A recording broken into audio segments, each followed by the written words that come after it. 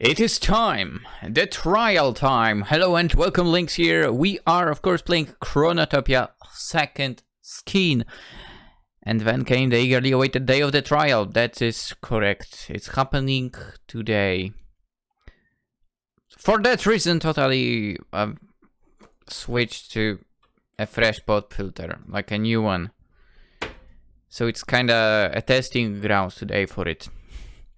We'll see how it goes. I mean, I hope it will work fine, because it takes much less space now. Let's go! After a few hours of rest in the rat, Kionna went to pray for her success next to the world tree. Well, Kionna, you should be praying to someone else, not the world tree. Just saying. There is someone else who will decide your fate, sort of.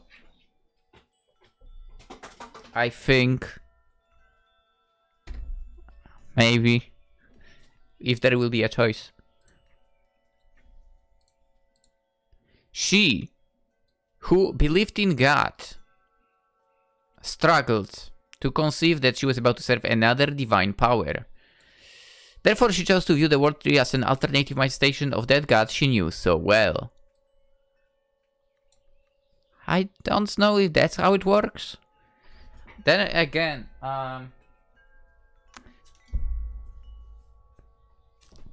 I'm the type of person that's like, I mean, let's try being relatively good.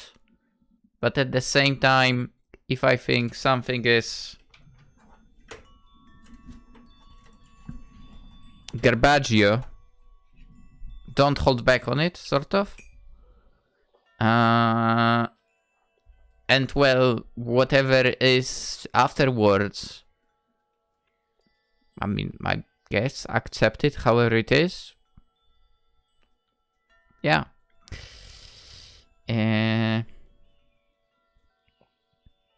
So yeah, kinda atheist, but also kinda, well, if there is something afterwards, cool. Anyway, she who believed in God, and I read this. She was in deep meditation when a familiar voice brought her back to the magical realm.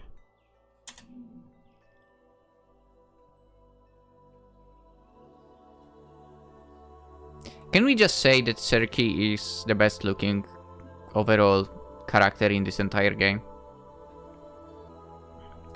So the trial is looming, is it not? Good day to you. Indeed it is taking place today. Oh, you must be pretty nervous. Of course, this is a once-in-a-lifetime experience after all.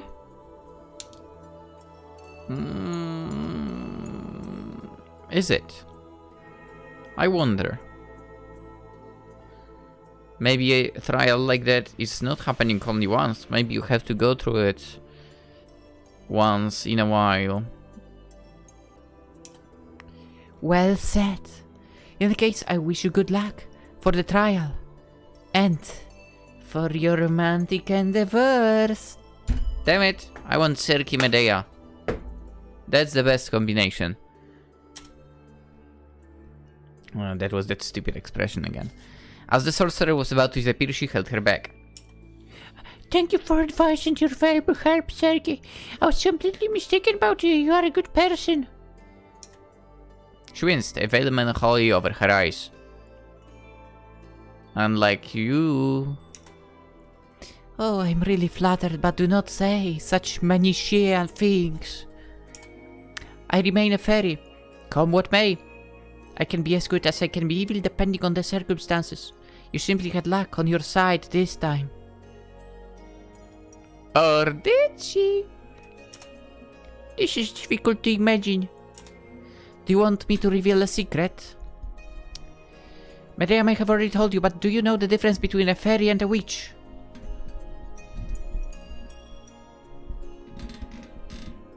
Yes. Kind of. I do not recall hearing about that, so I do not have the answer. They are two sides of the same coin. Inbifir, which is Inbifir. What the hell? In before, witches are the ones who are not making through the trial. Let's find out. In reality, witches and fairies are the same, the same, only the way you perceive them changes. Oh. There is even a kind of tragic irony. Most of the time, witches are fairies who definitely return to the human world with weakening powers. Oh. Is that not cruel to see the ones who devoted their existence to serve their former fellow humans and live peacefully away from the tumult perish at the stake? I've never thought about it that way. If you become one of us, you'll have to learn to protect yourself to avoid a similar fate. Expect Medea to teach you. She's a good tutor. She already has experience with EFO. She knows what it's like to be burned on a stake. And I don't mean Medea. To learn how that happened, well, you will have to check the previous episode. If you don't know. Yet. Or play the game yourself. It's also an option. With this, I hope to see you join us. I don't know if you want that. The wait seemed unbearable to Kionna. Hours in the magical realm flew by, phantom slowly, mercilessly. Restlessness was taking hold of her body. Endless question that she had until then kept at a distance were coming back in force. She was doubting everything.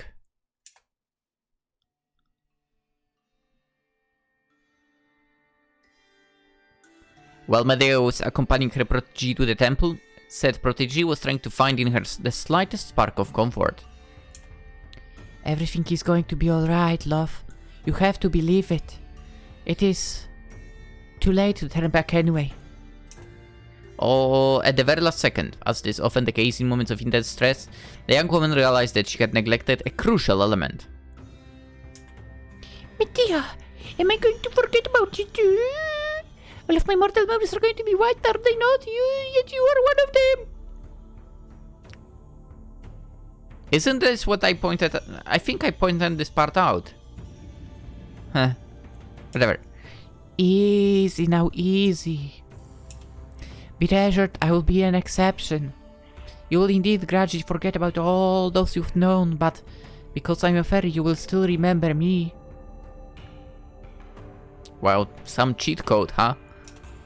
Naturally, you will no longer recall how exactly we met or what we could have experienced together, but the feeling will remain and you will know who I am. What a relief! Medea stopped in front of the entrance. Here we are. The full moon festival will take place in a few minutes during your trial, so you'll unfortunately not be able to take part in it. Know that I will pray for you. What am I supposed to do? You only have to walk towards the wall tree.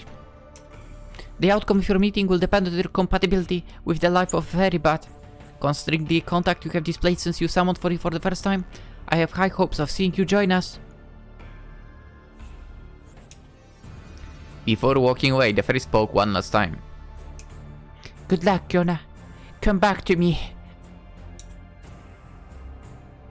Fuck, now I feel bad for trying to make a bad ending here. Medea, why did you say that last line? How could you? Then she went to meet her colleagues, leaving the princess to her fate.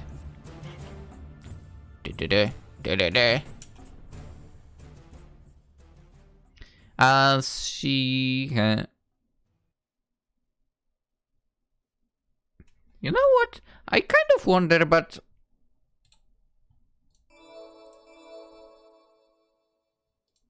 Did you have various artists for the CGs?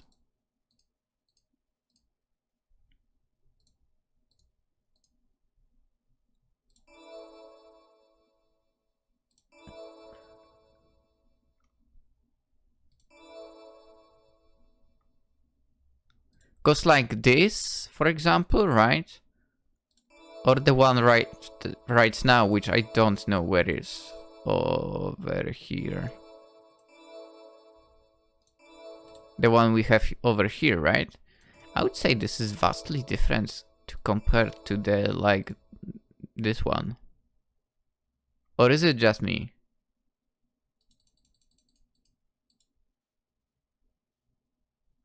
I mean, I guess it makes sense. The game was being made for like 7 years. So I guess maybe the artist changed in that time as well. Anyway, as had been prescribed to, she walked toward the trunk of the 1,000-year-old tree. It's only 1,000? Whoa. I did not expect that. She did not have the time to ask questions anymore. In merely tens of seconds, it had already swallowed her whole. Damn! As darkness was expanding around her, she heard a powerful ancient voice. Welcome to the world of dreams, young mortal. Totally ancient. I am the world tree, the one on which depends the balance of the entire cosmos. What a coincidence that it's on Earth, huh? You who wish to serve me, you'll have to successfully pass my tests, as I only keep with me those who are capable of becoming fairies. I'll probe your mind in order to ascertain whether you have the capacity to carry such a heavy duty or not. Please do not hope to hide anything from me. I intend to search every corner of it. Okay.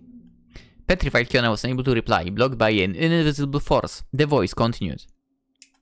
Let us go through different periods of your life together. For simplicity, I'll borrow the features of the ones you once knew. The time of judgment has come. Prepare yourself. There was more like a villain voice, but whatevs. Darkness vanished, revealing the castle of her childhood little by little. She was now in the throne room, which looked exactly the same as in her memories. As she was examining her surroundings, astonished by this illusion, she sensed a shadow in her back.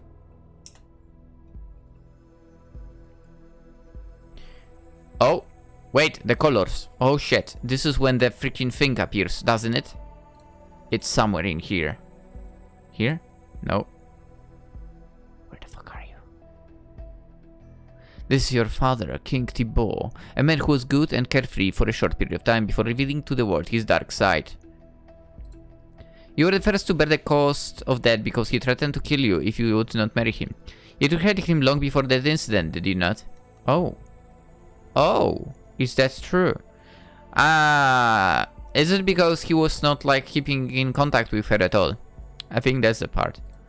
You were fiercely resentful of the fact that he abandoned you after the death of your mother, at a time when you needed him the most. Yeah, which makes sense, obviously. Your father is your original demon. Where am I supposed to click? Nope. Nope. Nope. The silhouette fell down heavily as if taken by convulsions. No sooner had the man touched the ground than the landscape changed. Kionna was now finding herself in the middle of a green valley. The bleating of a sheep drew her attention. Where is the last fragment? I need it in my life. I want the fourth one. Right here, right now. Or have I already messed up and did not pick it at the right time? I feel like I might have messed up. Or am I... The young girl is slow, your first true friend. Oi! Have you forgotten about Nahima? A farmer with a peaceful routine until you swept into her life. It took months for her to accept you, grow attached to you, and yet, although she was opening her to your friendship changed completely. I can hear the echoes of your heart. You are convinced yourself that she's the one who ruined everything by murdering you in the hope of ensuring her survival. No, it was once again, I mean, Kionna might be thinking that, but it was Kionna's fault. In the first place. Also, Flo was not the one who murdered her. Let's not forget that. Yet deep down you know the truth. You're the one who betrayed her. Yeah? She believed in you and your lie. Your disdain was the trigger of this deadly chain of consequences. You know what? Here is an idea, Kionna.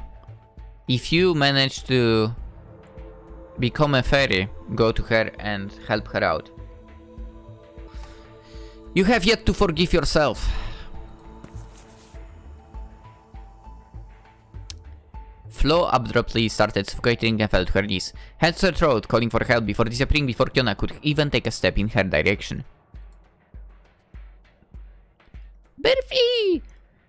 The countryside turned into a medieval street, one from a city she had once visited. The world tree was waiting for her in front of a shop with the appearance of a grizzled chef. This is where you met Berfie, a benevolent figure. She took you under her wing even though you had nothing and your future looked uncertain. I was supposed to probably be reading this in that ancient voice, right? Well, I guess consider my voice ancient. Despite the trust she had in you, you never confessed your royal status to her either. Yeah? I don't think in this case it was necessary. Despite the trust she had in you, you never confessed your royal status to her either, which means that you died right in front of her and she never understood why. Okay, makes sense, yeah. I don't know if the part where she never understood why is truthful, because Berfie clearly knew that Kionna still was after Griselda a lot, and she was, you know, constantly saying, oh, I want him to see this and that. She knew basically that Kionna had a crush on him. So I would say Berfie understood that as, well, I guess Griselda was like, she was like a pain in the back for him. Let's get rid of her. I would say that's how she would understand the situation, but whatever. Let's continue. A hand on her heart, as she was feeling fate, Berfie staggered before vanishing, like all the previous mirages did. Let's go, Seraphine. Seraphine did nothing wrong.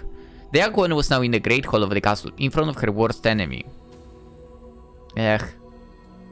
Here is a somewhat special case. Seraphine, the rightful spouse of the one who once became your lover. Even though her influence has been major during your stay, in reality you barely spoke to her. It was nonetheless enough to awaken an uncontrollable hatred in you. Why is that? It's because she briefly was your healer? Flo and Griselda have both contributed to your death, yet they have raised far less intense emotions. It's because your death had been especially violent. Your crucifixion had been not too. True. No, in fact, what you hated most was what she embodied.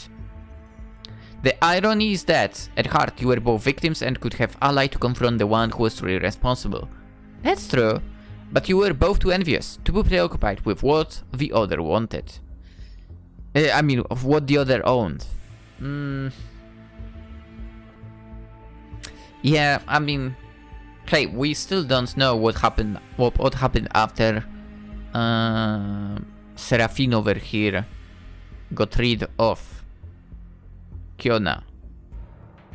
We don't necessarily know what followed after for her, so maybe she still confronted her husband. Maybe she went on a killing spree in the end. A sad obsession that turned against you. Perhaps it was impossible for you two to be happy at the same time. Unless you would embrace the Yuri option. I don't think there was anything we could click now, by the way. With these words, Seraphine unsheathed her blade and stabbed her own abdomen without hesitation. Blood was leaking, a reflection of the autumn leaves. The wind was blowing as Clermont's trees were emerging from the ground to cover the castle. The massive gate was proudly taking center stage amid the colors, a silhouette nearby. Here is another lost friend. Georges, the peddler. He was your only source of comfort during several of the most trying times of your life. He was the sole mortal who would bring a bit of light to your first stay here, your unwavering support. He was again the one who helped you in the course of the failed marriage with Genesee. You feel that you are indebted to him, especially because of the unacceptable behavior displayed during the second timeline spent at Clermont. Yeah, that was terrible overall. If Flo was a betrayed friend, George is simply a disappointed one and it weighs on you just as much. George smelled into the penumbra, as the garden was becoming verdant dazzling. Penumbra. There was a game called that, wasn't there? Penumbra.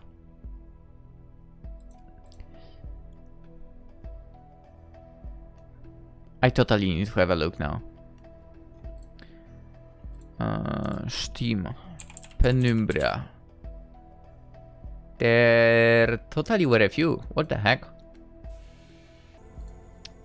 I have them. Interesting. Okay, so Penumbra Requiem, which is apparently not in the store anymore. Penumbra Overture, which apparently has 2 games, so that might be actually something where Requiem is hidden. And there is also a Necrolog in 2015 released. Oh, there's also Black Plague. Huh. How come I have all of them? I don't really play horror games that much. Because that was definitely a horror game. Okay, Kionna recognized Genesee where she had resided for many Oh boy.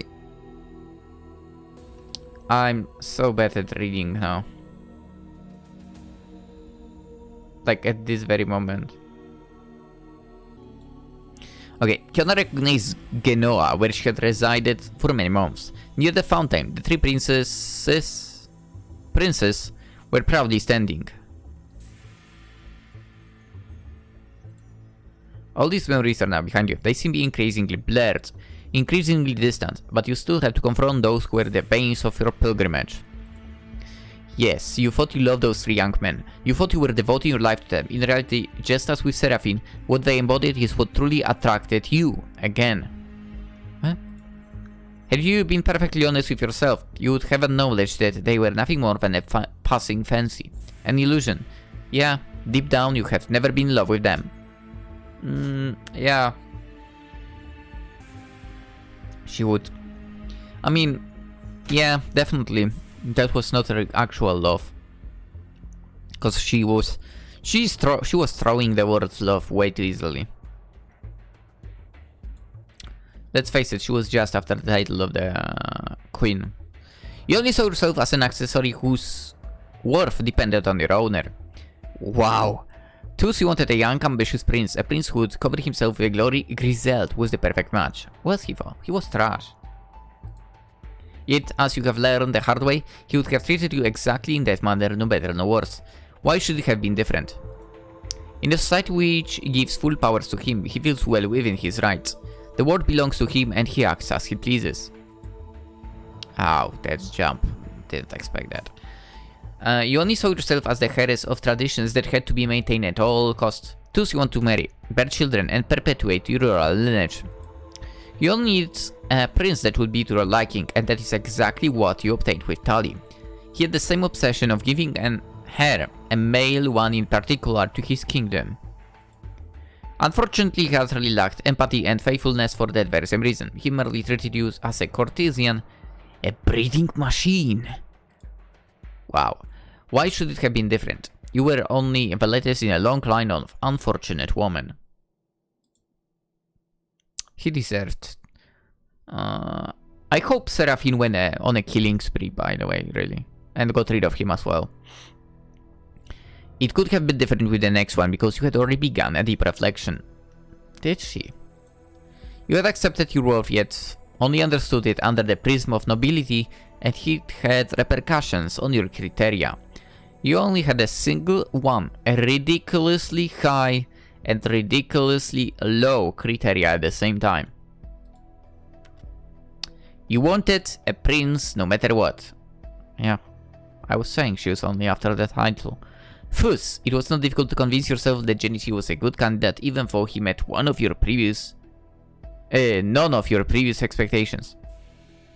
And you were severely punished for that. He stole what little lust for life you had left. True. Why should it have been different? Never mind. In his eyes, you were merely an outlet, an excuse that allowed him to keep hiding his true essence. All it took was a spark to make it rise to the surface again. That is correct. He was a control freak, as we were able to find out. Yes, you believed you loved those 3 young men. Except the last one could be your father, so he's not that young. You thought you were devoting your life to them. And they destroyed you precisely because you gave them everything. With each abusive relationship, a part of your soul, of your innocence, flied away. I mean, that innocence of hers also was a problem. The 3 princes simultaneously started to convulse as their skin was disintegrating like snow in summer. In no time, they were looking like puppets, like they had been skinned alive. And their primal screams broke the silence of this dreamlike world.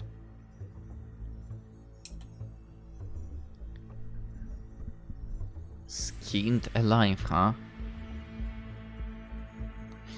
Dripping with flesh, they fell to the ground and the light went out again. The voice of the world re-echoed in Kionna's head, clear and limpid. I've read your memories. I now understand your motivations. You're scarred and weary. You wish to detach yourself from the human world. This I can give you. If you can prove to me that you are ready to definitely draw a line under your past, to abandon all hope of an urban life. The landscape changed one last time. The young Moor was back in the temple of the magical realm. Her journey was not complete just yet. She still had one thing to do, the most difficult one of all.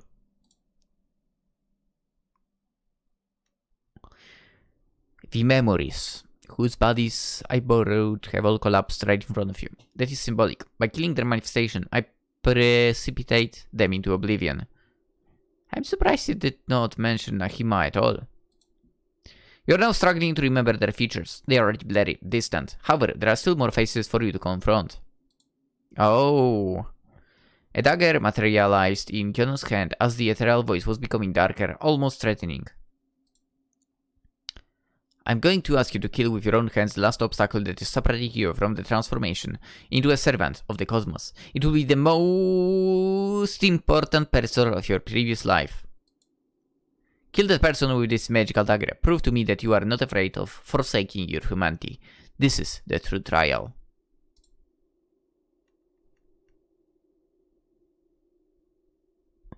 I don't know about that.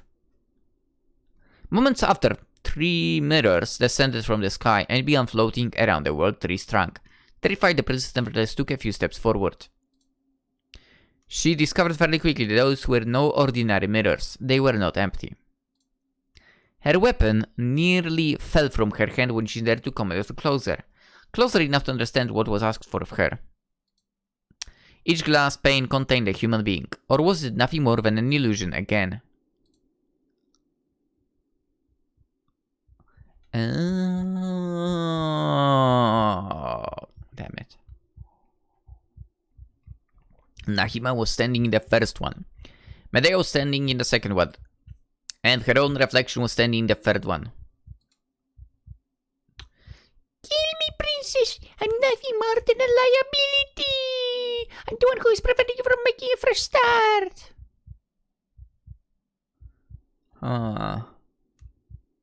I don't know about that. It is obviously me you should kill. I currently am the most important person in Rise.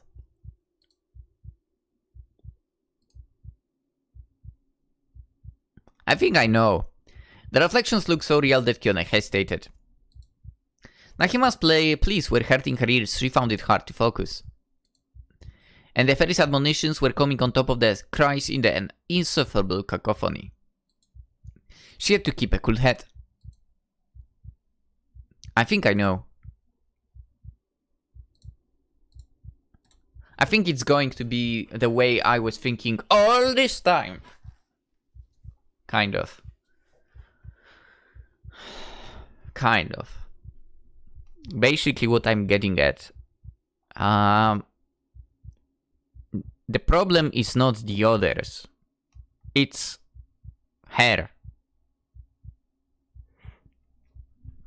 And can I have I can't have a look at the backlog, huh?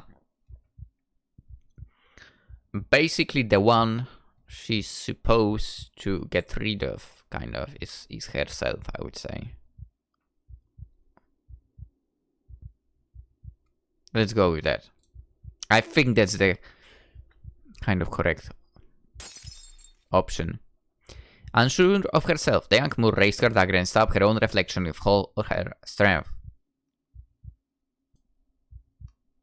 There's a heartbeat in the background as well. Her face became emotionless, ominous like a mask, and the fake princess began to bleed profusely. Then she spoke.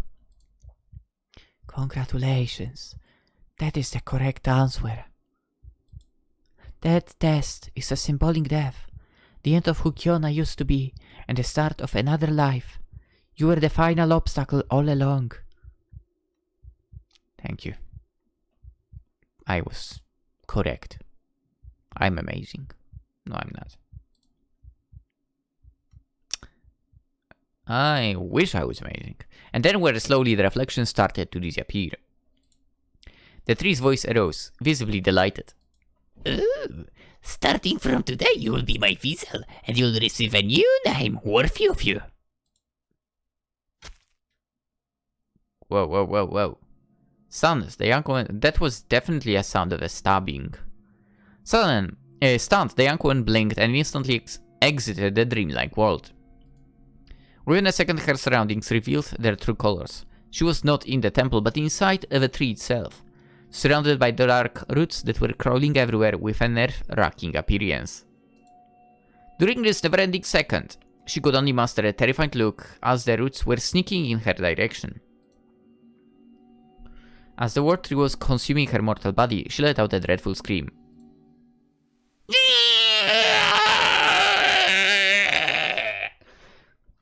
Totally that one. Kionna was eaten alive by a 1,000-year-old entity. Damn.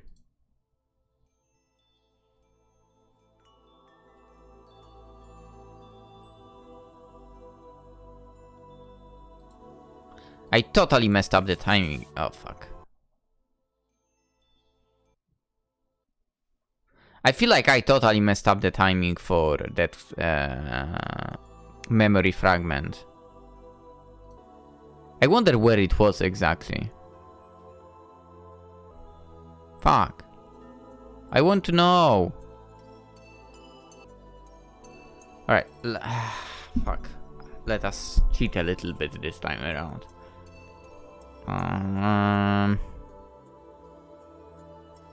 Is there something in discussions? Absolutely not.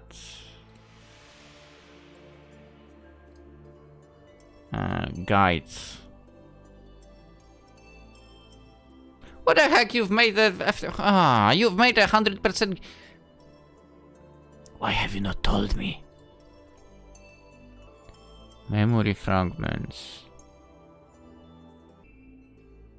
Oh, come on. It was over here?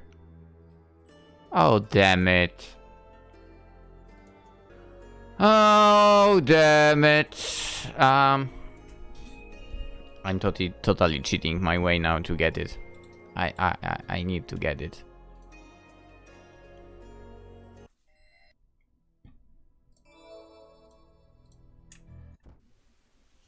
Alright.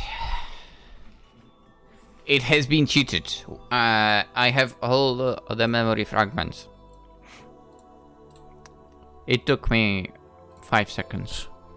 Okay, maybe a little more, but we have all of them. This has not unlocked, that's for sure. Any archives thanks to that?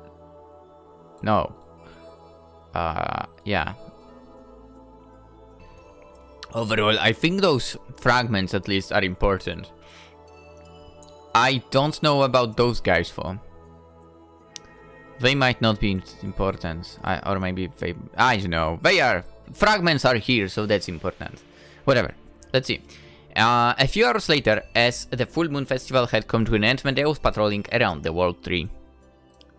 She was naturally worried about her protege and was praying with all her might she would come back to her one way or another. It should not take that much longer. Put on some clothes! No sooner had she said those words than... I need to make a note of that. Even though I'll be going through the video properly for sure. I still will need to hide this. Even stuff for, I mean, you guys and not guys will not see anything. Still, there is nothing to look at really.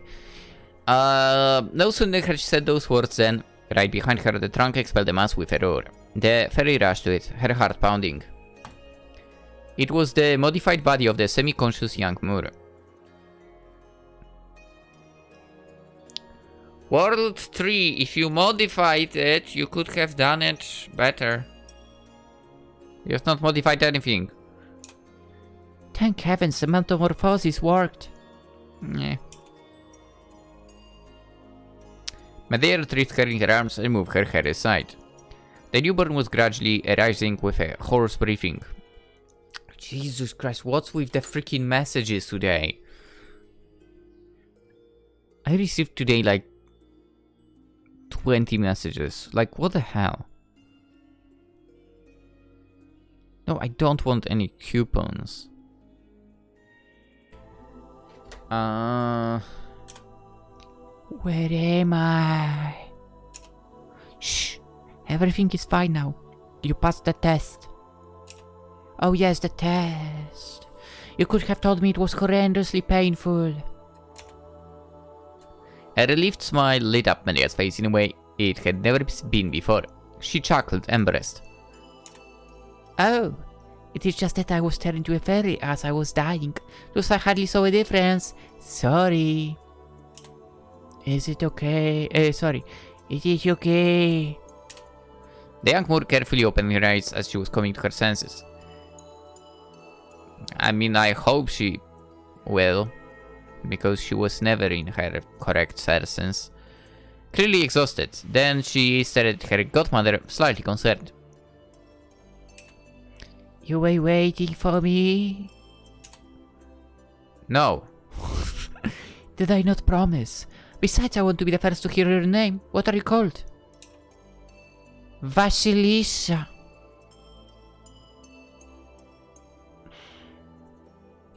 Okay.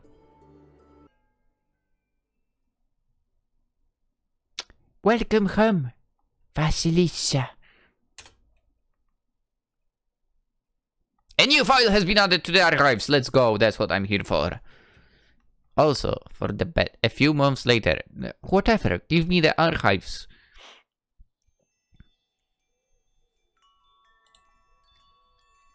Archives. Fuck, I can't open archives now. It was a bright day, as is every day in the magical realm. Oh boy. The surreal bouquets of colors were still intriguing for the former princess, although she had now grown markedly accustomed to it.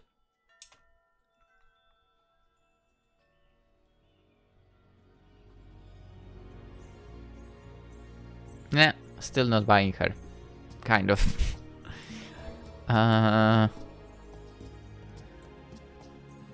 What?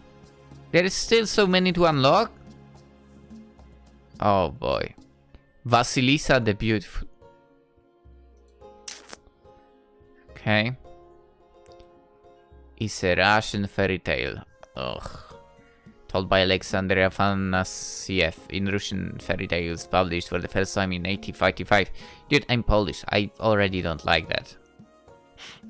You know we are born with hatred for everything Russian, right? This is the story of the eponymous heroine, Vasilisa, whose father, an honest merchant, has recently become a widower. Like all recent fairy tales, he decides to remarry with a what? With a woman who already has children, thinking that would give his own daughter some companionship. Oh, okay. I get it now. This is a terrible mistake. Vasilisa is the prettiest girl in the entire village. Okay. So her stepmother... Holy crap. Sorry. Immediately takes a dislike to her and forces her to perform all sorts of degrading tasks. Yet in her misfortune she is not alone, as her late mother left a magical doll that helps her in secret. Phew. But the tale takes a sinister turn when the stepmother takes advantage of the merchant being away on a trip to send Vasilisa in the forest where Baba Yaga, the cannibal witch, lives. Yet we kicked the butt of Baba Yaga in Castlevania. Yes, we played it. The stepmother even goes as far as forcing her to knock on her hut's door to ask for fire, making sure of their demise. Fortunately, the doll protects the young girl and nothing of the sort happens. Baba Yaga even begrudgingly agrees to her request. Instead of dying, Vasilisa receives a skull lantern with burning eyes that illuminates her path. Nice. When she retraces her steps, convinced that her step-sisters would have found light in the meantime, Vasilisa finds that her family home had been plunged in darkness by a spell. The school lantern not only brings back the light, its eyes also hunt down the stepmother and her daughters until they burn to ashes, giving them a horrible death. Vasilisa is actually a name of a Greek origin, which means queen. Oh. Is that so? Let's see. Vasilisa. Okay, I mean, Vasilisa the Beautiful appeared as the first search. Yes. Russian name of Greek origin, which means king, queen or empress. Oh boy. Are we going to unlock 4 more? Seriously? Yeah, I totally thought we were at the ending. An ideal day to her mastery of magic in a comedy of a playful tutor, to say the least. What was the first line? Oh, accustomed to it, okay. Oh, you're improving from day to day, Vas. Your godmother Circa is proud of you. Are you still keen on acting as a mother figure? Oh, fool, can you see that I'm doing you a favor? Since you are now so close to Medea, the fact that she's your godmother makes your relationship a bit awkward. A bit?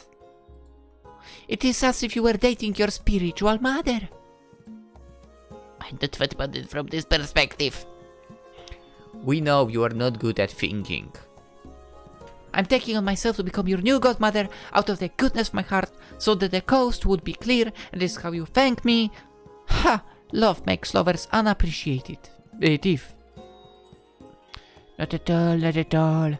You know how incredibly grateful I am for your immensely instructive lessons and your legendary patience. Ah, flattery. You learn even faster than I thought you would. I've been in good hands. Okay, this time around, if you could hear, it's just a Steam sale that dropped onto my notifications. There is still much for you to learn before you become an accomplished fairy, believe me. I mean, I can imagine she learned like what? 1,000% of knowledge. I have no doubt about that. Even if I feel at ease with this new life, some things will never fail to surprise me. Oh yeah? Which things, for instance? Well, ever since I have become a vessel of the world, I do not perceive my body the same way I did before. It's hard to explain. Let's just say that my human body had a certain heaviness that completely vanished after my transformation. I don't know if this is to me disposing my flesh or disposing of the majority of my memories, but I feel infinitely lighter. Definitely the memories. Oh, drawing a permanent line under the past merely clears your conscience, nothing more. I would lean towards the first option. Really? I would totally guess he's the second. But okay. You are now entirely composed of magic, after all. Another one of those things that will always surprise me. Even after experiencing it myself, I still don't understand the difference between a fairy and a human being. What? Ah, it's most probably because your appearance has hardly changed. Your transition was more of a spiritual one than a physical one. Physical? Well, yeah. Few fairies notice this, but in reality the world recreates your body on the basis of what makes you the most comfortable, and not strictly what you looked like when you were still alive. Which means that if you felt good about the way you looked, you did not change anything. Why? Should have changed everything.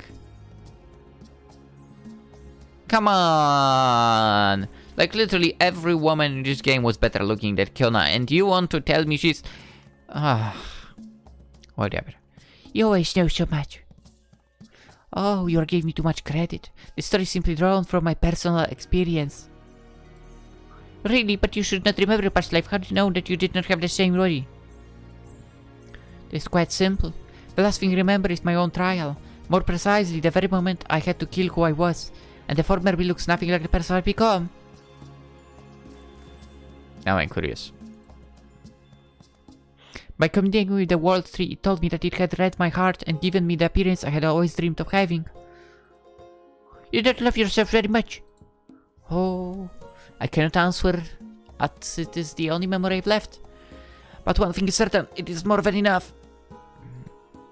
I do not need anything else to instinctively understand why I decided to become a fairy, and why I am so much happier now. Were you disabled? Or sick, perhaps?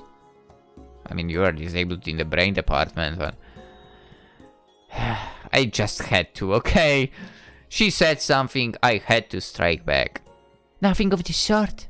I was simply not myself. The reflection I saw in the mirror is one of the stranger, and I'm satisfied with leaving him there. The man who once is dead. Serki, the sorceress, is alive. Well, alive, undead, rather. You get what I mean. There was a clapping sound. Let's go. The fairy clapped her hands and regained her bright smile. Now I have talked more than enough for one day. I'll let you go. You can attend to your usual business. That being said, do not forget to my practical studies. If you wish to flawlessly harness the power of the possession, you will have to keep practicing for some time. I will certainly practice. Serki teleported with a wink, leaving Vasilisa alone in the clearing. Her transformation had been in progress for quite some time now, and it was visible. Her appearance was evolving to look less and less human over time. It's literally the same. Yet her personality had not changed much. Oh, fuck me.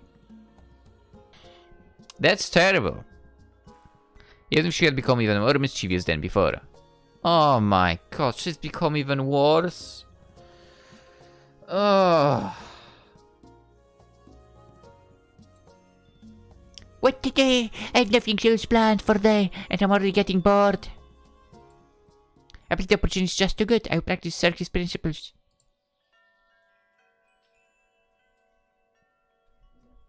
We should have triggered... Actually, will there be still choices? I mean, there is a few extra... Oh boy.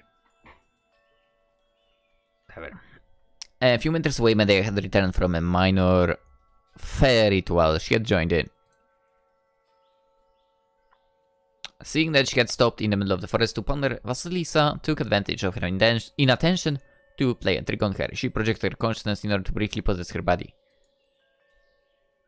Under her influence, the taciturn fairy began to fondle her own cheeks. His little voice was infiltrating her mind to state in a falsely flirtatious way. You look very beautiful today, miss.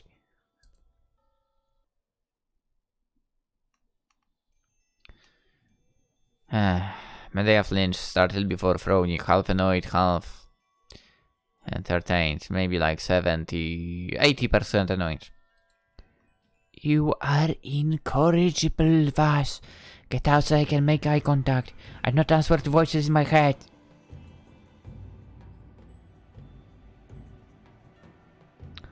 The young Moor found her way back to her body and laughingly joined her mentor. At least it looks I have greatly improved since last time. I would love to rejoice, but I'm too busy mentally cursing Cirque for teaching you that kind of things. You know I'd never do anything serious without your permission. I hope so. Now let us move on. I have an important question I absolutely need to ask you. I'm listening. You see, it is customary for you fairies to go on a spiritual pilgrimage around the world under the supervision of an elder. Okay. The goal is for you to immerse yourself in the world's essence and look at a bigger picture compared to a human perspective. Obviously, this is merely a supplement meant to help you progress as a fairy. No journey can replace a regular connection to the tree itself. In short, I would simply like to know when you will feel ready to do yours. Right now. Right? To be fair, for I feel like that heart over here signals something. Which means some bad end might be hidden right here.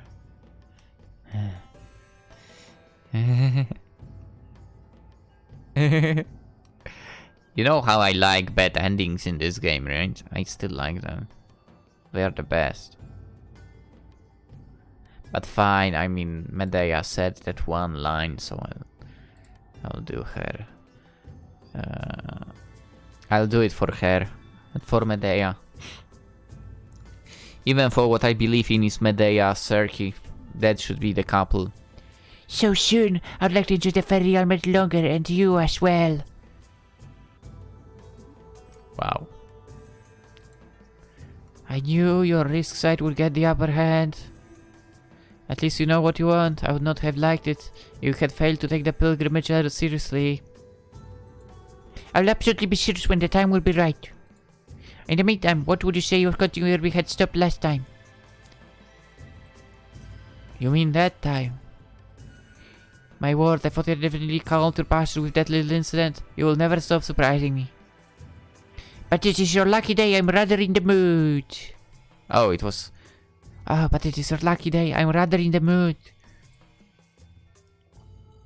I'm in the mood to not having to hear the details of what's going to happen. Two set women walked in the direction of Medea's hut while winking at each other. With complicity on their way, they were already negotiating the upcoming scene. A tiny bit ashamed, the usually impossible fairy was the first to break the ice. So like being dominated. Between the time when the Circe had possessed you and the reaction to the whiplash, this cannot be a mere coincidence. Lisa blushed while scratching her head. I must confess I don't find it unpleasant. In case I have a proposal which I believe would interest you. What would you say if I were to initiate you into the art of discipline and sadomasochism? What? Well, I have no idea what these words entail, but my curiosity is piqued.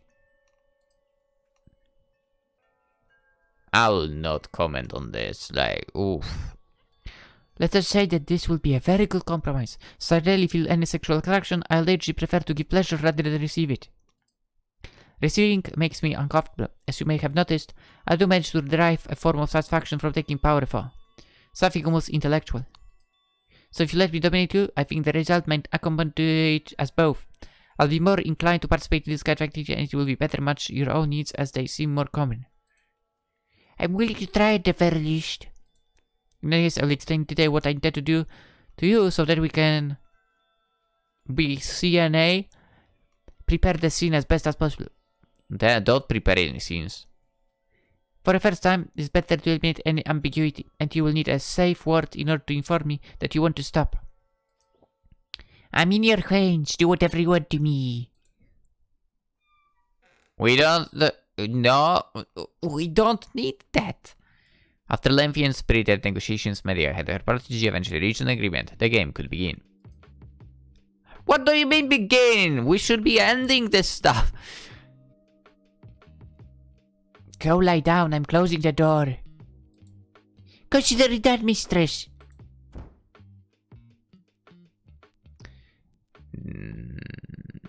No sooner was the order given than Vasilisa complied, but not without chilliness. What are you doing directly on the ground? I'm lying down just as you asked. Naughty girl, you twist my words. Lie down on the bed and not make me repeat myself. Yes, mistress.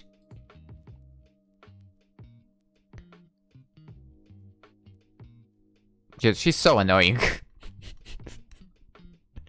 I can't stand that person. The young Moor corrects herself, gazing at her rebelliously all the while. It made the fairy's blood boil. If there was something that could steer her impulse of domination, it was dealing with a bratty submiss. Do fairies have blood? Wasn't it said that they are just filled with magic now? Just asking. Vasilisa knew exactly what she was doing, and she was revealing her partner's throne. Oh, you are not going to get away with this so easily. Sit in my lap. I'll give you a good lesson now. Once again, the maiden took delight in misinterpreting what was asked of her and deliberately offering her face instead of her bottom.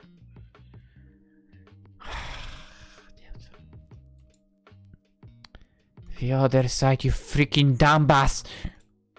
Diddy! I'll wipe that monkey smile off your face within 2 or 3 seconds.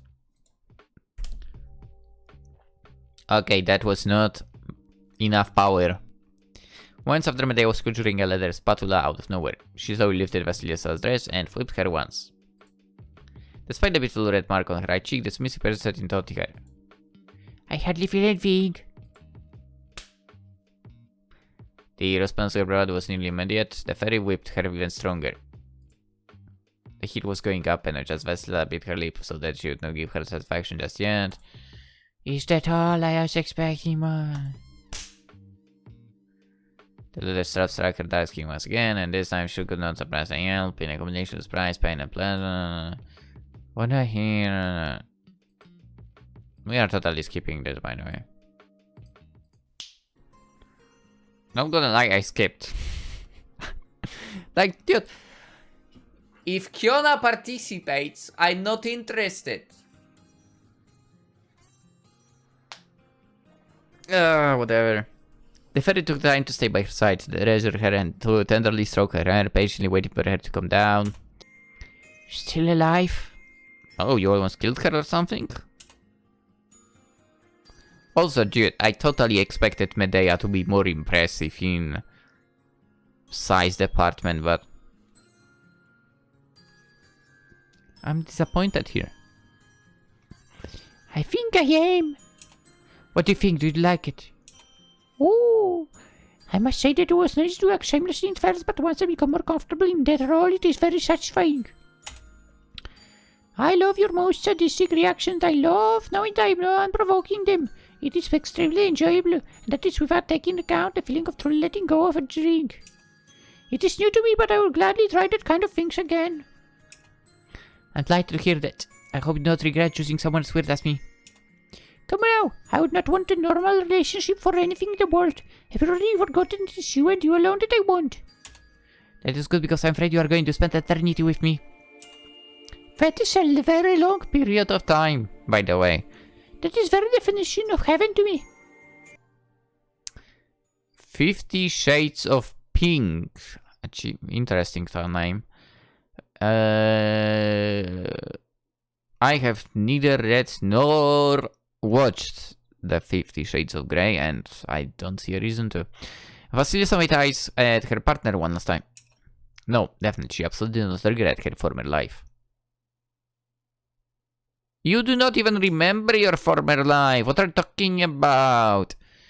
Being a fairy was not that bad, and although her relationship with Medea was hardly conventional, never had she been happier. Cool. Put some clothes on. As I wholly focused on the outcome that had just taken place under my eyes, I felt something pulling me as if a voice was calling me back to reality. Why are we switching to first person? Slowly, gradually, the utopia seemed more and more distant. Kionna's adventures were smothered in a thick fog as my soul was returning to its body. What? Yo! It's been a while. You are still dead, in case you forgot. Oh.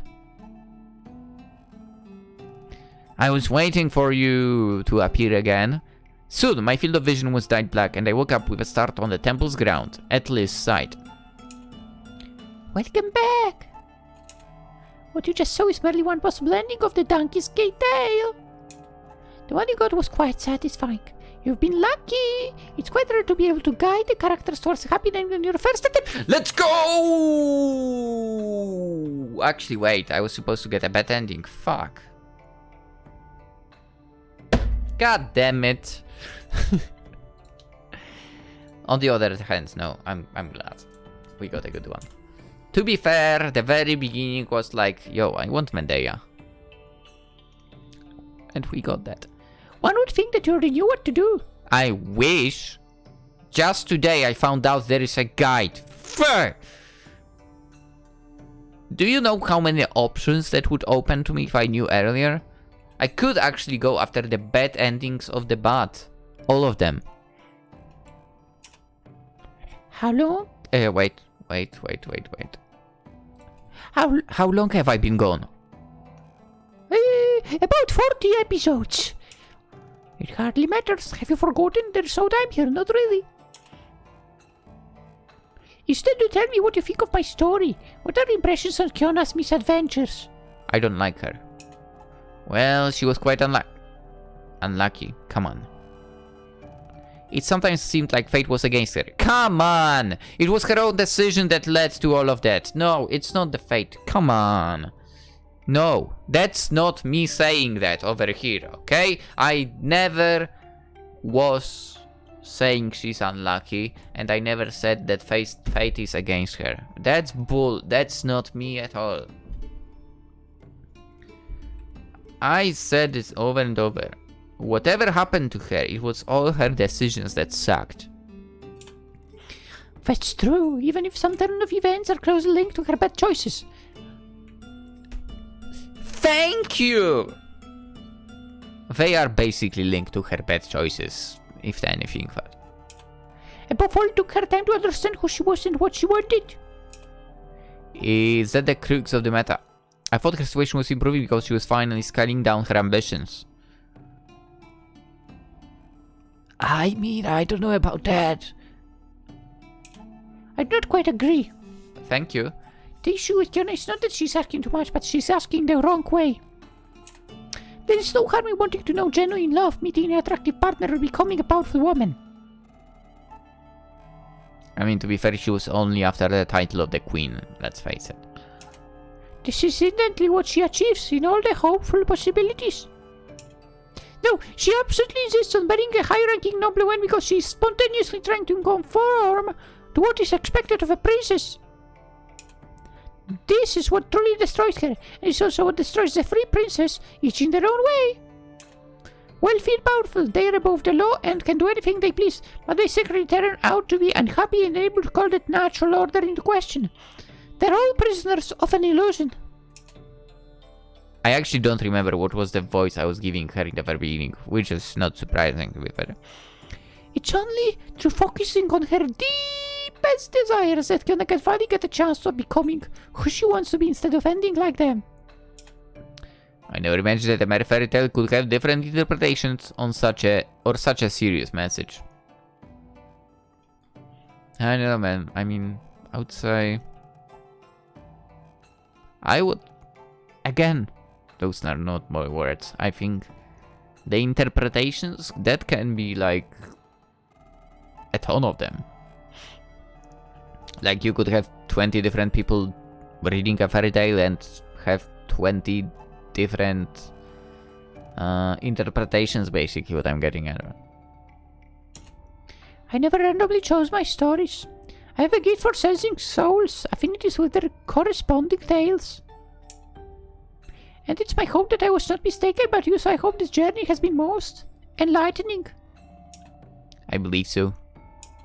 Let's get down to business, for I'd not take your soul to a parallel world just for the beauty of it.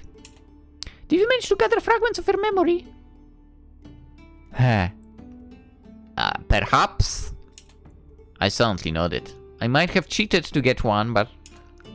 How many? Show me your crystals. I'll turn them into memories. I timidly came closer and presented my findings. As soon as I had done so, the quartz rose in the air, slowly swirled, and... Oh.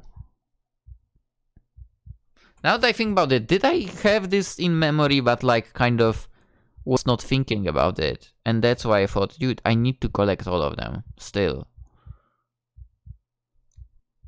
Yeah, it's a good thing that I cheated my way to the last one. As soon as I had done so, the quartz rose in the air, slowly swirled, and a bright white light engulfed my whole being.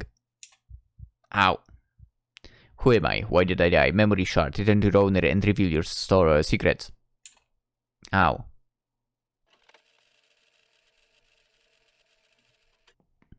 A student is awkwardly walking down the street. Oh boy. His movements are slow, chaotic. His swing as surely as a boat would, banks into every wall.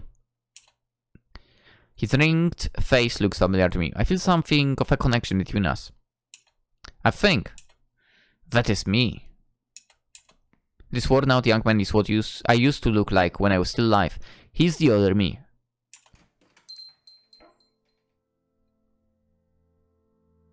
He walks into a bar to order a drink. The other customers look him up and down from a distance, laugh at him. I now remember their condescending expressions, this unbearable feeling of unease. But why am I in such a pitiful state? Ooh. I demand to be served absinthe. I need something strong, something that can make me forget. The bartender snickers, asks me if I only have enough to pay for it. This time. This time. That is right. I remember that I had abandoned my studies and was living penniless, disowned by my own family. I came from a relatively well-off background and I was brilliant. They could already see me become a renowned lawyer like my parents and grandparents before me. But law studies were boring me. I did not want my life to be all planned out already. So I betrayed their expectations. I instead chose to entirely devote myself to art, my great passion. I instead chose to explore my identity and they never forgave me for not doing as I was told. Huh. Yet I genuinely wish to be a writer, to recreate a more beautiful world by the sheer strength of my fingers and bring back joy to my readers with simple words. Unfortunately, I was running out of inspiration and I was struggling to finish my very first novel. Oof. You have struggles on the very first one? Oh boy. That's a problem. To the point that I was starting to lose hope in my skills, starting to tell myself my parents were right.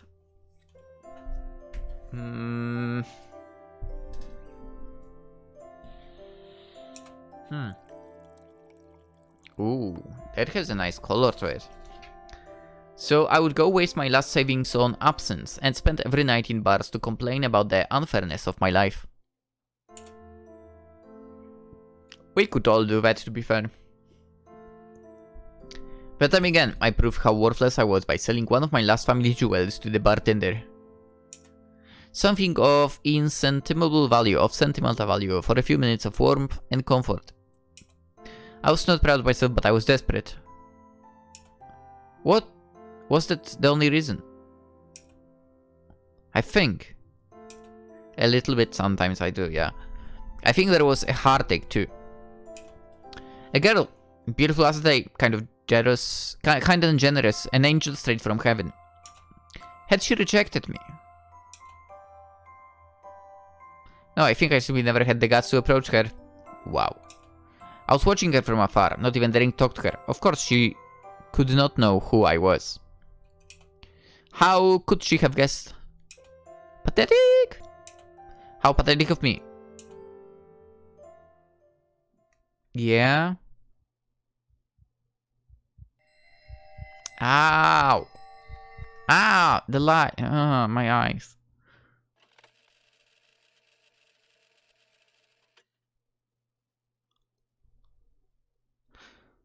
I'm getting... what is the second chart? A drunk student complains about the world collapsed on the counter of a bar. It is completely black outside. It is him, the other me I barely remember. Still a wreck, still desperate. But why do I feel like this is a crucial moment of my existence? I'm cursing God for deserting me when a man dressed in grey suddenly sits next to me. For he is well dressed with his grey frock coat. He seems extremely emaciated, nothing but skin and bones. Almost like a corpse. His smile looks sinister, but his voice proves to be warm, sweet, anxious, even. The stranger asks me what happened to get me into such a state, and, too happy to finally have a friendly ear, I confess all my woes to him. I think that having a conversation partner relieves me, that I feel slightly better. Despite the alcohol's vapors, I ask for advice. I ask whether I should persevere with art or give up and seek fortune elsewhere. He encourages me to push on with my passion. Your recommendation is quite right, dear friend. Else I'm encountering a dual problem. Not only am I lacking the funds to be able to write free from want, but I also have no guarantee I even have the talents needed for my books to be good. Am I going to starve to death, or make a fool of myself in front of all of my colleagues? A rictus appears on his lips. Dude looks like a devil, to be honest. What the heck? What if I were to tell you, my friend, that I may have the solution to both of these issues and much more? You're pulling my strings. I cannot believe you. Yet this is real. I have in my possession curious items that look like they come straight out of a fairy tale. Here is Fortunatus. Proves that might be the gentleman I am today. That purse looks pretty ordinary to me. It is absolutely not. This is a magical purse. You can take as many gold coins as you want from it. Try it, you will see. I put my hand in the sack to pull out dozens and dozens of gold coins, and there are always more coming, speechless. I thought I was dreaming. I wish I had that. Have you already made the most of the Fortunatus purse's generosity? I'm inclined to give it to you so that you can achieve your ambitions. Also include the Muse's ring, as it will allow you to regain confidence and finish your novel. All these gifts. To a nobody like me, sir, you are out for mind. I do not deserve this honor. Oh, I insist, I insist. I was moved by the story of your misfortune, and I very much wish to help you as a friend. Besides, think about this lady you were dreaming of approaching. Marguerite, was it not? Would she not be impressed by your newfound wealth? How do you know? Wait, I do not remember giving you her name. An intuition. Dude, he clearly is like a devil, come on. Come now, you know you cannot refuse. I only have one favor to ask in exchange. Anything you want, my friend. Since the beginning of our conversation, I've been admiring your shadow. I find it hard to believe that you would step on such a magnificent treasure. My shadow? Come now, the alcohol is going to your head too. What kind of deal is this? I assure you that I'm serious. Allow me to pick up your shadow, and I will let you have Fortunatus' purse without any regret because it is priceless to me. I stared at him. Despite my clouded mind, I do realize that there is something shady about this. How could a man be willing to give away infinite wealth for something of no value? But I consider it an eccentricity. After all, if this mysterious stranger has magical objects in his possession, why would he not be collecting shadows as well? I eventually assent. Very well, we have a deal. This is what I wanted to hear. I had hardly shaken his hand when he disappeared into thin air, as if he were a cloud of smoke, only leaving his sardonic laugh behind. Dazed, left alone with Fortunatus' purse and the Muse's ring, I finally grasped who I had been dealing with. Could have been The devil. Ha, told ya. Ah. Ah. Ah. It lights up 3 times, huh? Months have passed and my life has radically changed since that fateful night. I mean, if you have a purse that basically creates money for you, yeah? I was rich, fabulously rich. No pleasure was too sophisticated for me. I could allow myself anything. Anything. If truth be told, my wealth had far-reaching implications. Even if I had the means to become the happiest man in the world, I was lying low day and night in my luxurious mansion with a loyal servant named Peter, the only one to know my secret. I could only go out at night or on rainy days for fear of someone not seeing the unavoidable. The man dressed in grey had described our deal as a triviality, and because I was not in full possession of my faculties then, I had no trouble believing him. In reality, a man without a shadow belongs to the dead more than he belongs to the living. Yeah. As soon as people notice its absence, terror spreads in the room. For the rest of society, I am a most an aberration, no matter how rich I become. Makes sense. I had entertained the hope of meeting the stranger again and buying back the part of me I once thought useless. I in vain had vanished from this earth. Or he's just offering deals to other people. Months have passed and I'm now filling the vast majority of my time writing at my desk. Handwritten pages pile up at lightning speed every time Peter comes in to offer me some tea, and another tower made of paper emerges from the ground. Like from the desk though. I know he admires my efficiency. I wish I could tell him this all due to the muse's ring, but I do not have that courage. Just I did not venture to tell him who was the stranger behind my condition. I do not want to lose the respect he still has for me. Today promises to be yet another productive day, sir. Indeed, Peter. I feel I'm almost done with this new novel. After some finishing 2 touches, you will be able to bring it to my publisher. I hope you'll find it to his liking. Me too, Peter, me too. In truth, I knew it hardly mattered. He would profess it to like my novel by a bit or good or bad. I thought I was being astute by paying him handsomely in order to see my writing finally being published, but all the richest magic in the world are not always enough. My books were selling poorly, struggling to find an audience, and here I had been hoping up and down at the idea of receiving feedback from my readers. My excitement had quickly turned into disappointment. I did not lose heart and kept trying, even if the overall indifference was waving on me at all times. Luckily, I was not entirely alone. There was someone who was counting on me. As luck would have it, Marguerite, the one I was yearning after from afar, had become my most assiduous and zealous reader. We were exchanging letters and she would confide to me her latest impressions of my novels, her questions, expectations, but also reveal a bit of her own life. The mere fact that she was supporting me and genuinely eager to discover my next books was far more valuable to me than Fortunatus' purse would ever be. I felt as though we had known each other for years and my crush for her had only grown stronger. It is how it is, huh? Her words could get so sweet sometimes that I would catch myself dreaming about my love being mutual. Ever so often, when melancholy would take hold of me and doubts would creep in, I would open my desk drawer to read some of her letters again. It was all I ever needed to regain hope. I have reckless thoughts, dear friend. I know you can hardly stand the crowd and you are said to be quite reserved, but I'm longing to finally meet you in flesh. What would you say of accompanying me for a simple walk? I will make sure that nothing can disturb us and you will be able to enjoy the sunny weather in my company. Please say yes, just this once. Many times had had found an excuse, fearing that Marguerite would realize the truth.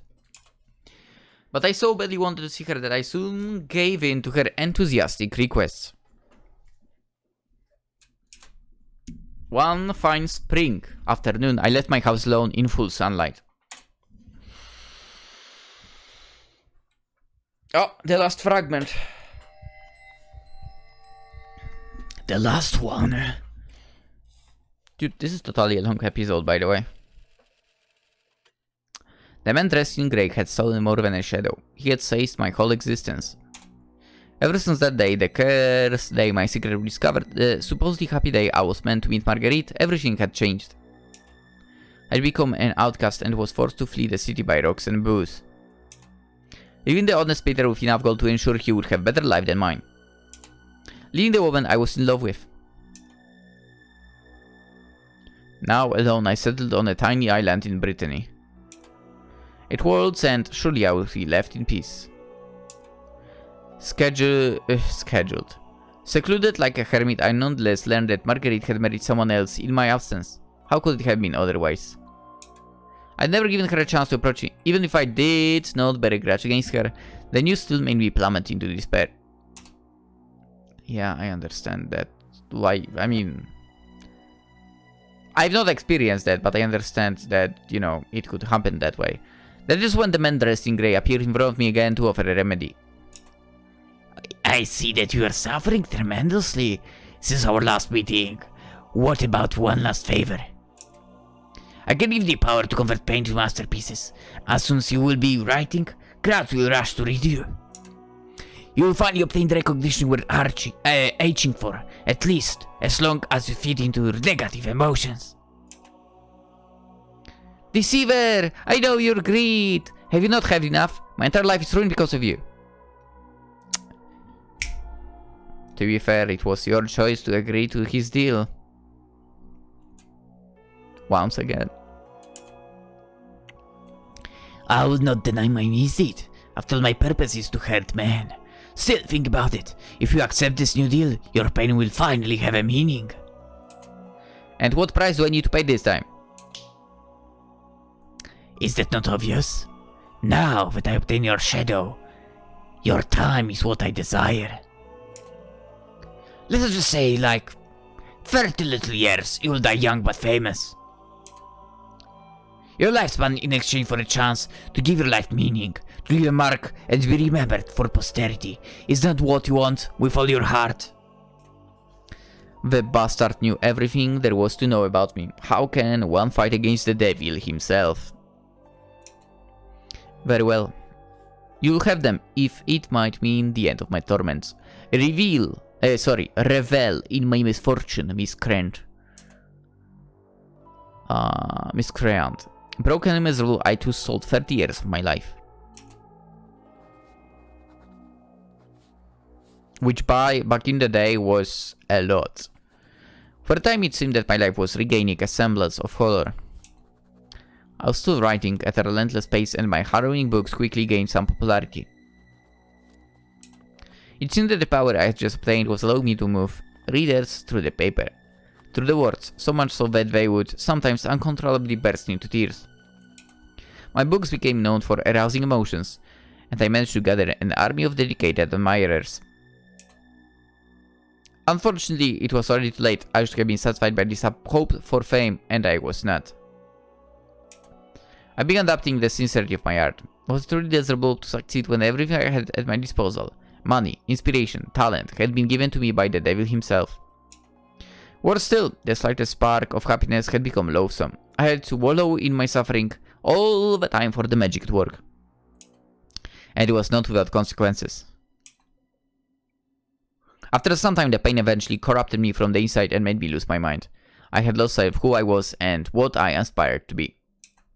Then, because I was no longer the master of my own destiny, I eventually committed the unforgivable. Because nothing could satisfy my monstrous appetite anymore, because it was still not painful enough, I climbed to the top of the lighthouse. Funnily enough, literally yesterday, I was thinking, dude, it would be cool to have a lighthouse.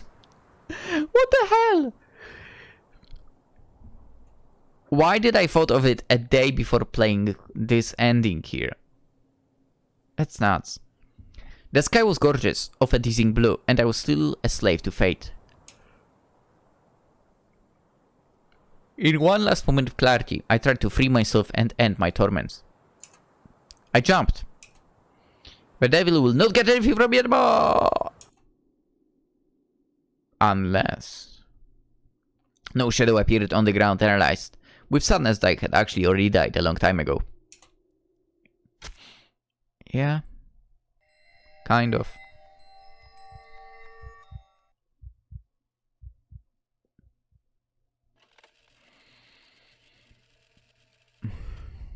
A middle-aged man on a stretcher. The one who had once lost his shadow was lying dead, faceless. The fall from top of the lighthouse had proved deadly, had exploded into 1,000 pieces. His story had ended there.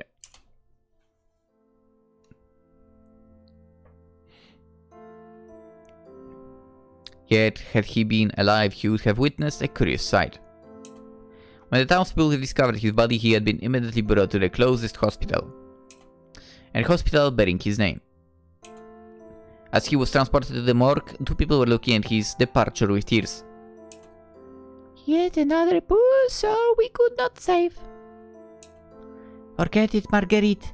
We would have never been able to arrive at time. I know it all too well, but I cannot help feeling sad each time I am confronted with suicide. It was so brutal. What kind of torments did this man experience to jump into the void like this? I'm afraid he can no longer tell us. All we can do is continue our work in the hope of extracting other lost souls from the darkness. You're right, Peter.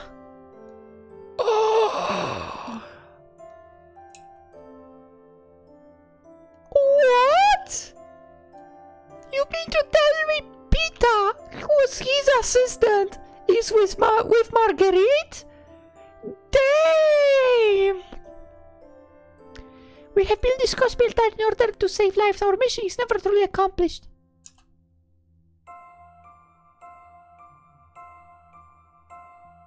Still, I often wonder what has become of my former master. Is he still alive? Has he met his end like this poor corpse? I'll probably never know. All we can hope for is that the man without shadow eventually managed to be at peace. One way or another.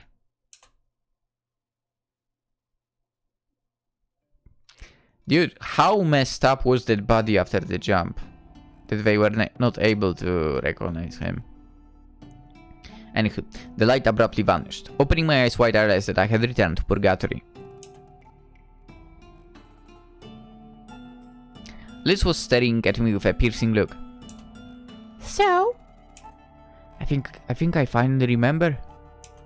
Most of the key events my previous life was composed of suddenly came back to me.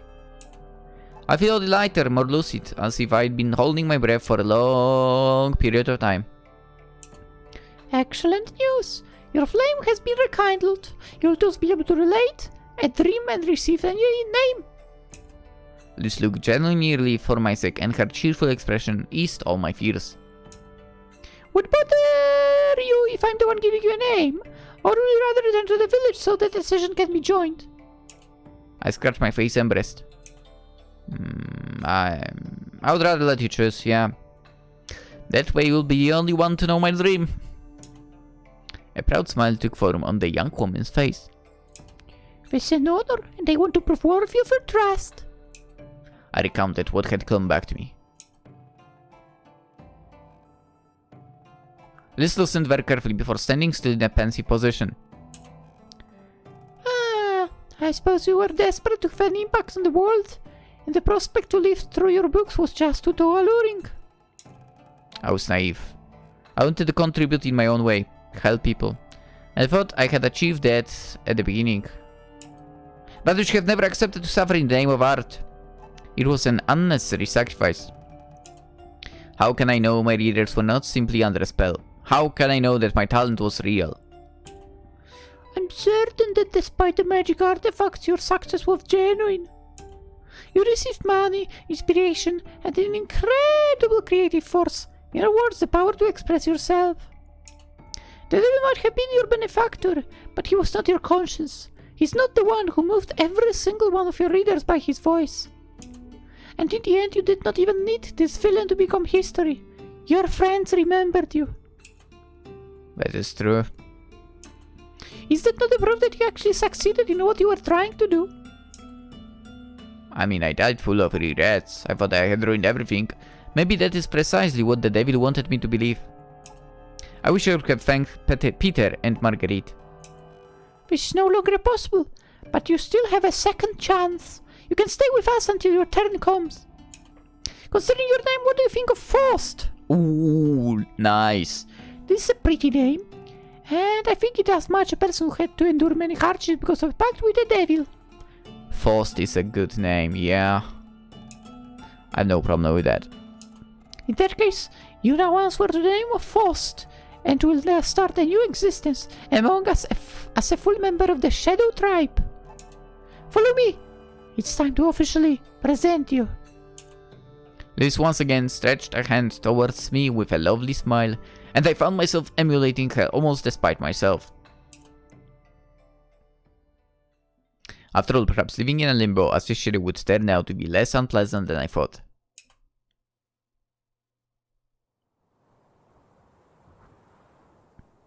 It took me weeks to integrate into community, but I managed to get used to the Moor's strangeness.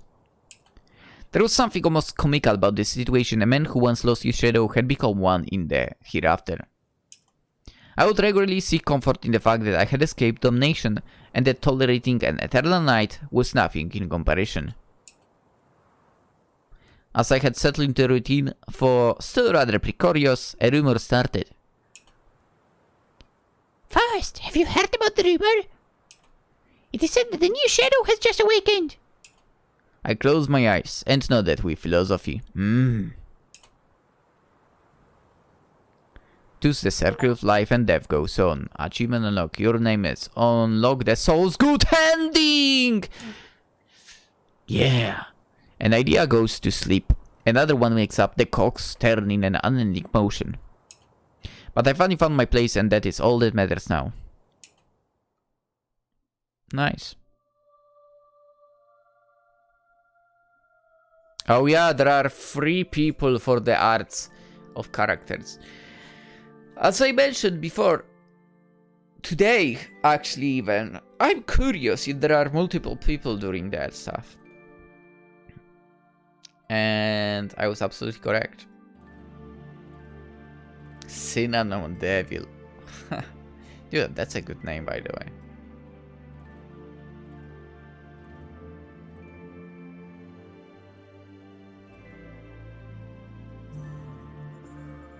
I think I recognize the name Roganis from before, from some of the games in the past I played.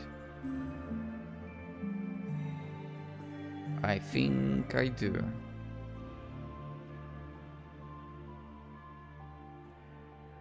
I mean, to be fair, if you are playing VNs, sorry for yawning, if you are playing in the VNs, you will see in the credits names that are, you know, repeating overall.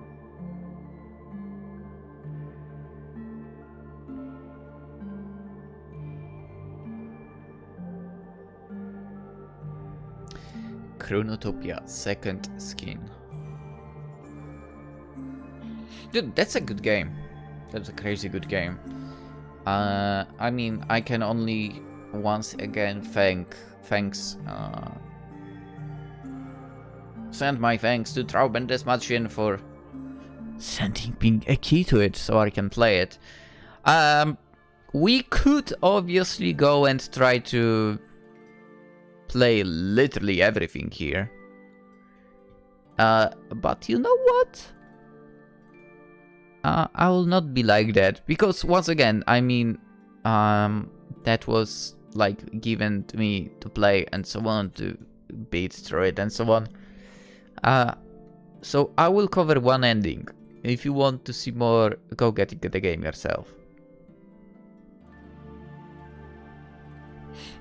I'm totally going to check out the other stuff as well. On my own. Okay, can we just appreciate the fact that, you know, each letter of the alphabet is separated and then starts the next freaking group of people. I appreciate that. That's a lot of Patreon backers. Wait, I think that's what Patreon, but that's a lot of backers. Nice.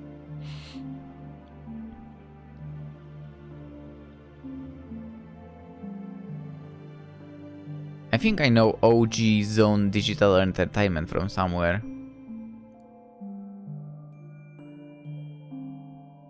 I have no clue from where for.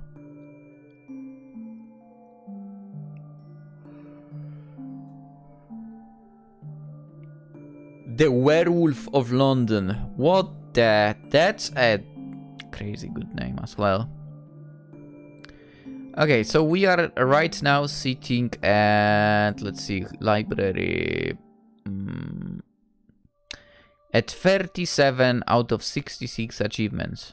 Which is 56%. Thank you for playing! Should I... No. I was thinking if I should expect something still, but no. Hey, so, definitely what I have to do is check all the other endings, of course. But yeah, as I said, I'll do it on my own when I find time properly. Dude, now that I think about it, there's multiple games which I need to sit to on my own and check it out. 1, 2, 3, 4, 5, 6, 7, 8, 9. Chronotopia will be a 10th game which I need to sit to properly and check other stuff. Actually 11th. There is one game which I need to play because I technically promised to give an ending to it and I still have not got into it. Right. But with that, it's like it has a actual gameplay part which I need to go through. It will take a while. Anywho, whatever. Chronotopia second skin. Great game.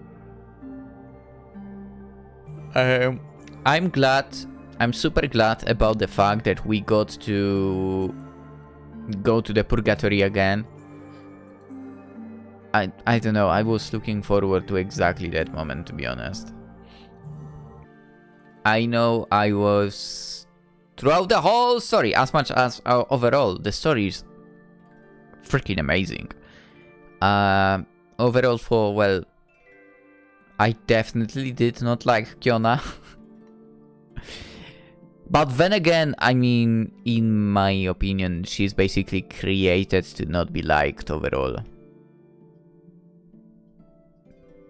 At first, I'm like, okay, so she wants to run away from her father, who wants to marry her. Obviously, yes, I agree. I mean, you don't want to do that. I mean, that's sick overall, right? You do not want to freaking marry your own parent. Or, in that instance, marrying your own child is also ridiculous, obviously. You have to be sick in the head to even think of something like that. So yeah, running away, I guess, is one of the options. I'm still that is one disappointment I had, that's for sure. How come she's never considered erasing the father from existence? Right? Am I the only one thinking that? I'm super curious if someone else shares that opinion. How come she's never thought of erasing the father out of the line? First of all, I mean, not really first of all. Yes, first of all, that way she does not have to marry him. Second of all, she ascends to the throne. So, you know, that's basically more or less what she wanted all this time, to be honest. To be the queen, right? So I'm kind of surprised that's never crossed her mind overall. And, well, as we went in through the loops, like, every decision she's made was so bad. Like, the first one, right? She's never listened to Flo. To be fair, she hid from her the fact that she was actually a princess and so on. Which was fair enough, I guess. Yeah, it was fair enough, you know. But at the same time, because of that... Well, to be fair, not only because of that, but it was part of what... Yeah, it was part of what made Fleur want to...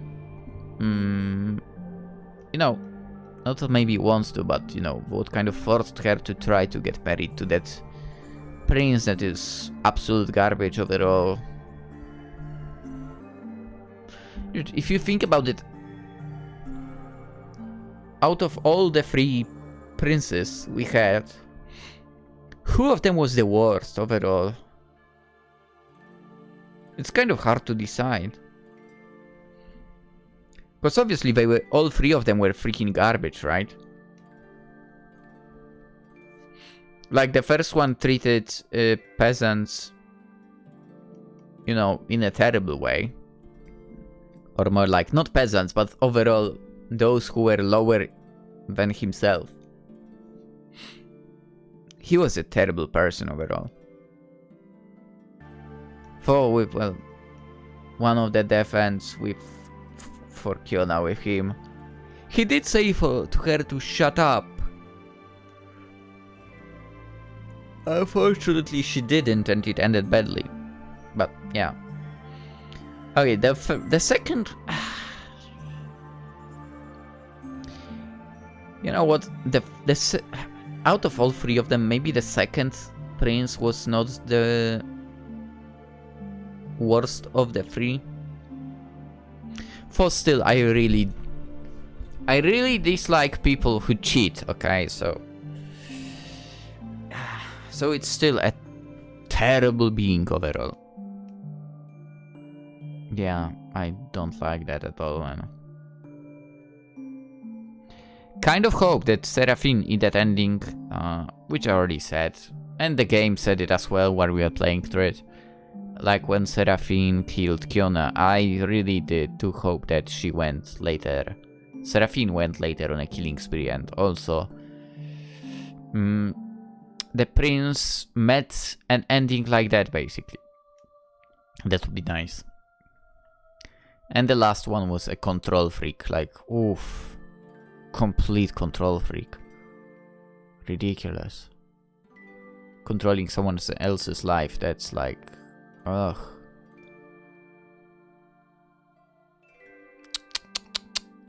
Not good, man. Not good. Not good. And he was old as hell as well. Yeah. It's good that from the very beginning, I guess, I wanted... I mean, in the very beginning, I, like, kind of tried to set myself on the Medea route, and I guess I succeeded, luckily enough. So that's a great part. Her becoming a fairy... I don't know if it's a good thing that she would become a fairy, but... Fine. It's a reset. She does not remember what happened in her previous life. Hopefully she will do a better job than when she tries to be a freaking queen. Overall. Yeah, hopefully. Overall, for also like crazy amount of fairy tales that were used in this game were basically like in a way put as part of the stories. Crazy. And a lot of the fairy tales I have no clue of. But yeah, more or less. A lot of them were a little bit of a twist on donkey skin, right? Good. Speaking of donkey skin, once again, why have we never moved back in loop to before her asking for donkey skin as the gift? Donkey has done nothing wrong.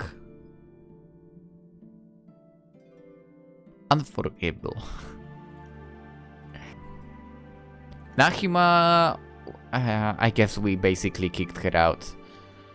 Sort of out of the story from the almost very beginning. Basically, the choice to flee is like, yeah, Nahima, you're out. But I guess some of the choices alongside also would not allow her comeback and so on. She seems like a nice girl for, well, as I mentioned before, I'm not a fan of childhood friends overall and so on. And as we know, she was... she did have feelings for Kionna. She never expressed them and... well, that's a childhood friend. Very bad trait overall. Then Medea arrived and of course I'm like, yep, she's the one. To be fair, I knew it from the very beginning that she would be the one because I read the description. I was like, or more like, I've seen who is romanceable in the game and so on. So I'm like, dude, I want Medea. Yeah, without a doubt. For after being introduced to Fairy World, I totally would want Medea to be with Serki. She would be a great choice for Medea. Those two should be together basically. Two of the fairies should be together. And Serki, I believe she had some feelings for Medea. I would not be surprised at all about that. Okay, let's see. Achievements. What did I unlock today? 4 achievements. First of all, Medea Ascending 2, which is 14.1% only. The poison. Okay, so basically that last fragment is when Nahima drinks the poison. That's the one I cheated my way through by loading the game and so on. 27%. You are still dead in case you forgot, yeah. I remembered. And your name is something something. Unlock the soul's good ending, all fragments. Woo! I'm guessing there would be maybe an achievement for each amount of fragments you pick up. So for 1, 2, and 3 as well. Maybe for 0. I'm just guessing now. I'm not looking at the achievements if there are like that, anything. Oh boy.